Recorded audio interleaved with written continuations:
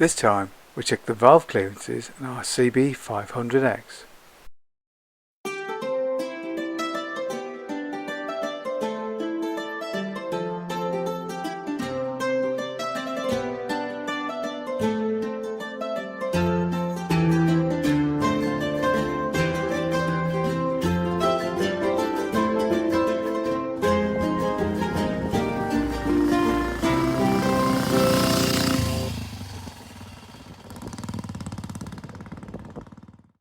Before we start, don't forget to like and subscribe for more content.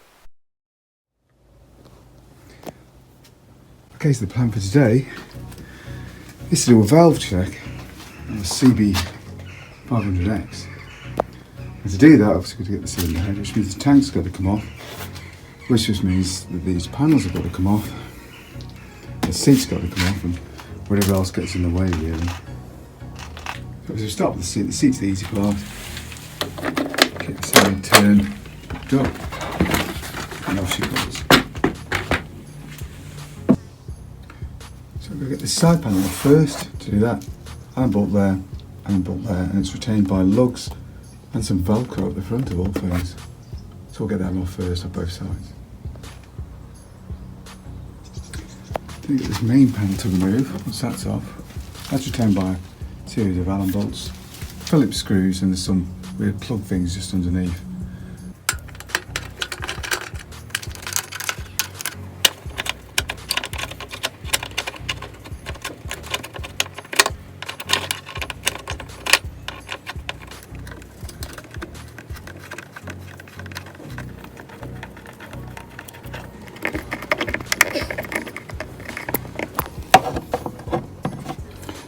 These screws are ridiculous and accessible. Some it's easier to get from the bottom. I'd also like to use these clips. These have a Phillips end and they sort of shove into a plug that actually pulls the panel together.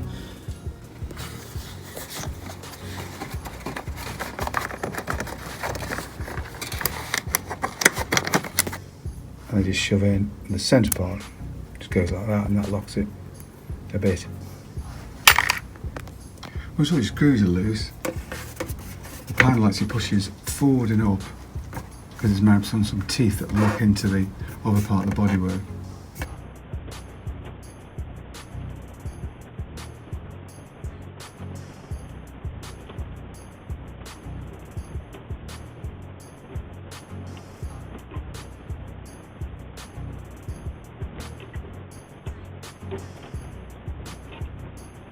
Right, so after much fiddling, the panels are off, and now you need to remove the petrol tank.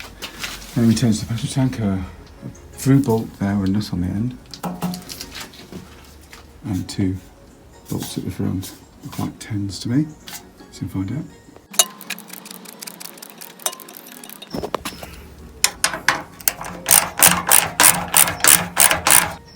With this bar loosened off, we're able to put a rag in the front of the tank to lever it up so we've got much better access to the pump connection, lever pipes and the electrical connectors.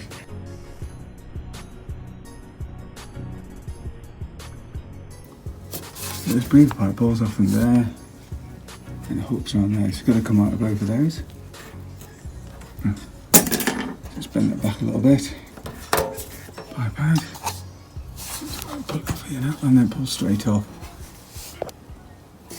Comes up there really easily. And on the other side of the tank, we've got this much smaller breather pipe. Again, it just simply pulls off. Right, so there's a couple of variations on the fuel attachment. On this one, the little white plug gets pulled backwards.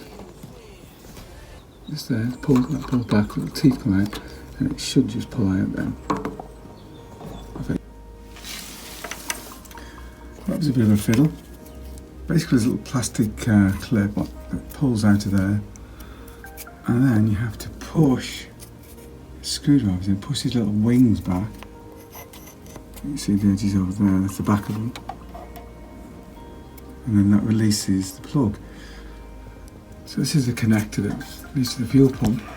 Basically just squeeze the back. And it should just pull off.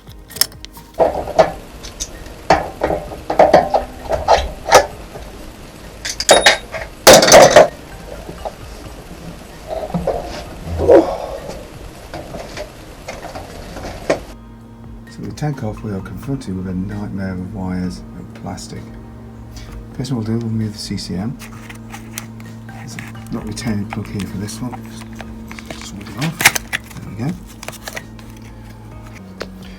Plug off. It's just got these two retaining tabs. So just wiggle out.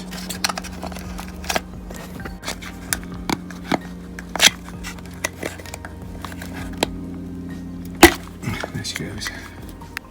Now the CCM is removed. Next remove is this one, so it's the indicator relay. Let's push the button there, and it should pop off. Next step, unplug the coils. So just wiggle off.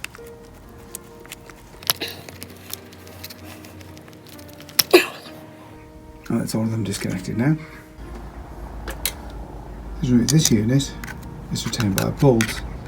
A simple plug there. So just need to undo the nut and bolt, and it should pull off. Here's the cable. It's another one of those squeeze at the back jobs. Pull that off, and be able to wiggle this off from here like that. In order to remove this plastic tray, the cable's here. You have to be levered over the top and out of the way. The coil plug needs to go on the hole there. We'll push it back for you afterwards. Okay, so to remove this tray, you have to retain these retaining clips here, here, and one over here. You have to be prized loose, so we can lift the cables out of the way and pull the tray clear. So now I'm going to take the retaining bolt for the tray away. It's just a 10mm. On the left side of the tray, we've got a couple of retaining plugs. So I've now removed this breather pipe from here. Just pull it out of the way. Now start to get access to the cylinder head. Well, the clutch clip is going to get in the way, so we need to loosen it off and undo it. So we need to remove that retaining bolt so we can take it from the lever on there.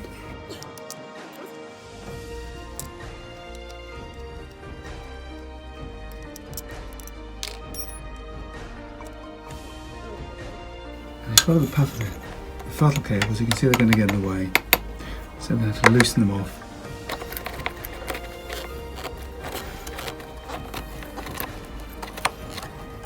Okay. The cables connect to the throttle body and the drum are just here, so just got to unplug them and pull them away. So there's cables, throttle and clutch should only just run into here, move them up, and base them underneath there, just to give me better access to the cylinder head. So earlier I moved the hose, got to get this rubber shield, I suppose it is, out of the way. Cover also has a retaining clip here and on the other side too. We're going with the valve cover bolts. There's 1, 2, 3 and 4. 2 at the front, or at the back I should say. Obviously very easy to get at. 2 at the front. And a little bit of fiddling around the water hose. But we'll get those undone and then we'll get the cover off. Here's one of the retaining bolts. And the head already removed. You can see it's got a seal washer. I need to make sure that goes with it to prevent oil leaks as well. I managed to get the cylinder head off. What I did is I gave it a tap with a plastic drift. Definitely recommend using anything to pry on this surface. It needs to keep as smooth as possible. You're going to get an oil leak. The hard part is wiggling it out. It's very, very tight in there. So now I'm just going to remove the spark plugs so we can turn the engine over easily.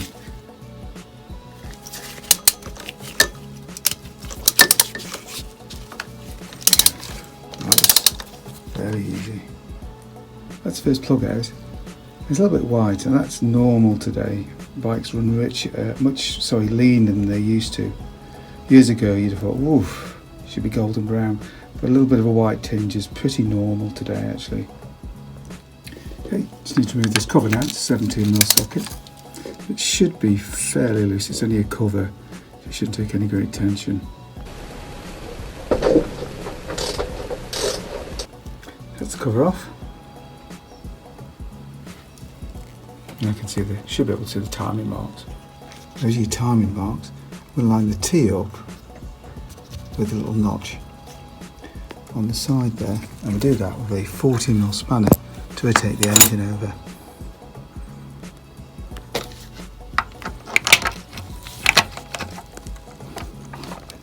So with those lines, we should see in the X-Wings that are lined up, just sitting at the top. Just leave them at the top there, lined up with the covers, and into the back cylinders. Then we know, just a second check, our timing marks are about right. And we can go ahead now and check the valve distances. We're back onto the left-hand side of the engine, hitting with these two retaining plugs there, front and back. They're pretty tight, so I've already loosened them off actually.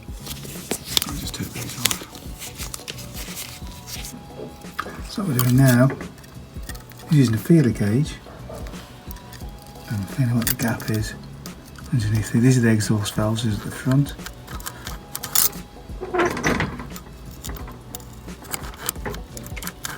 We'll measure this one, and then once I've measured them all, we can notice the measurement set goes, and then we'll read them against what they should be and see what shims we need, and we'll do the front on the same on the inlet at the back here.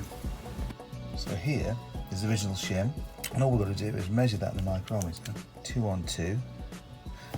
Basically what we need to do is find out what the new gap that we need, and we would take that away or add it on, and we find the size of shim, but also they're marked up the sizes on, but also these are new shims, but also pays to measure them in the micrometer as well. Turns out we need to remove the shims on some of the valves, so we need to take the rocket follower arm, which is, you see the arms of it there, out.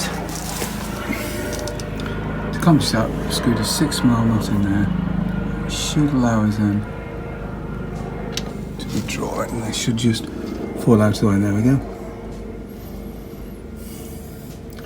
Let's look at those two first. We'll take the shims out and measure them. Right, so we place the shims just in there. You can see the two that are there, with ones that should give us a correct gap. And it's a simple matter of, well, say simple, wiggling this arm and lining it back up really. Nice to wiggle it around, get the arm back in. See the little rocker arms are now sitting on their tappets. And we'll just recheck them, and if they're giving the right gap, that's the exhaust valves done. Then after we replace the shims with ones of appropriate size, turn the crank clockwise for 180 degrees so that the notch is now lined up with the top of the cylinder heads. And repeat the process for the inlet valves. Replace all those and the valves are done. Right, so that's the front or the back as we're looking at it.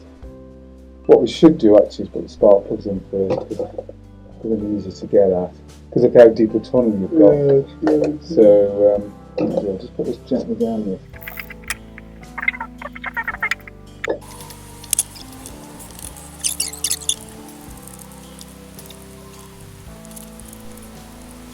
Well, with the valves done, it just remains to reassemble the machine. I have to say that the valves themselves are fairly straightforward to do. It's getting down to them that takes the time. It's a very compact motorcycle. Typically Honda, there are bits just about everywhere. But it's a complete pain in the backside to work on actually. Some machines have easily accessible valves. In this, they're just not, and they're really difficult to get at. Although we did manage it at the end, it's a very time-consuming procedure.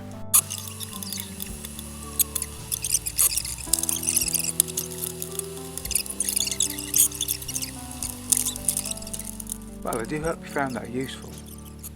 If you did, don't forget to like and subscribe.